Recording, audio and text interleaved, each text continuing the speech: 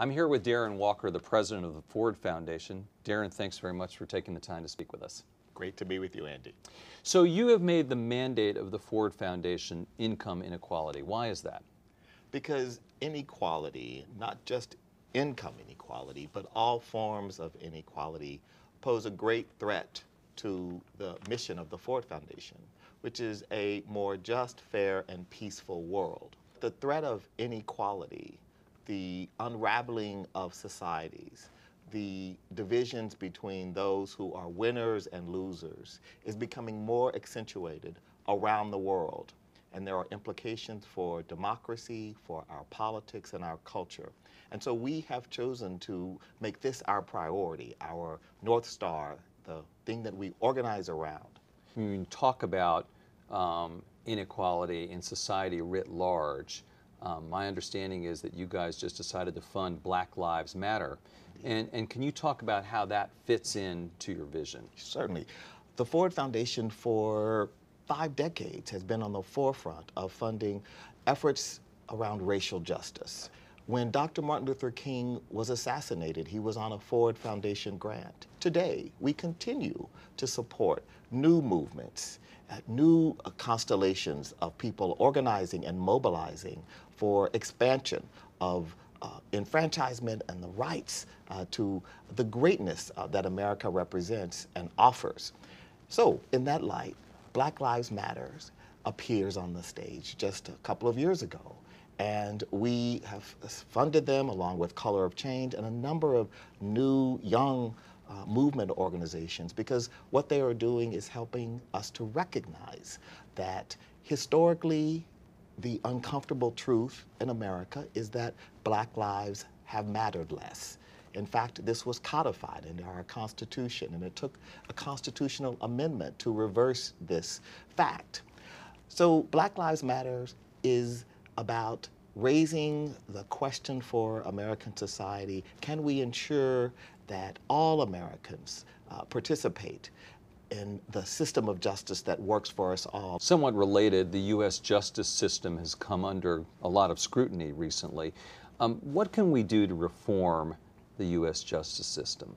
I think that what we can do is recognize where the policies have had a disparate impact. And when we look at where the policies really are discriminatory in their impact, it is around issues like sentencing, like the mandatory sentence that someone who is arrested for crack cocaine gets versus someone who is arrested for powdered cocaine. There are class and racial implications in that simple example, but if we exponentially really blow that up and look across the system, we will see that the impact on poor people, low-income people, people of color in our justice system is quite disparate.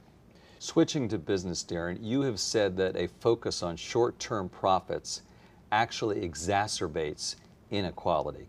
Can you discuss that a little bit? Well, I think short-termism is a challenge for our culture writ large today. And it certainly manifests in the markets in ways that distort the behaviors of corporate leaders, of corporations and business in general. And what I've said is that the short-termism favors incumbents. It favors those who are already privileged, and it compounds that privilege. As Larry Fink has said in his most recent BlackRock letter, he says short-termism is a problem in our economy, and we as market makers and market leaders need to take the action to acknowledge this, and that consumers and investors should be working towards long-term investment, and that our policies should incent long-term and disincent short-termism.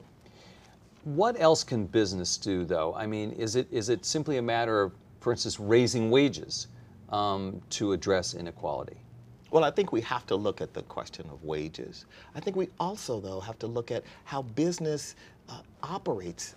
Business actually is essential to solving the problems of our societies today, wherever they operate in the world. And so I'd like to think that the best businesses see themselves, of course, first and foremost committed to shareholder value, to their customers, to their employees, to their communities, and that they see themselves as part of the problem-solving ecosystem in America and the world.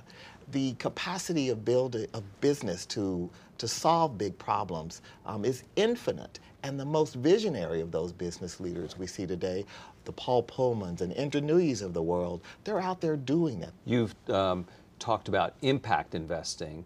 Can you talk to us about the importance of impact investing and what it means? Well, impact investing is an exciting frontier. Impact investing is simply what I call double bottom line investing. Some call triple bottom line investing, and that is getting a financial return, a social return, and an environmental return. And through a strategy that seeks all three objectives, it's possible to return money to your investor, to help the planet, and to have a good social outcome and build sustainability into your business model. And so what I'm hoping is that we can have a balance sheet that actually reflects the material impacts of the business model, or whatever sector they happen to be in.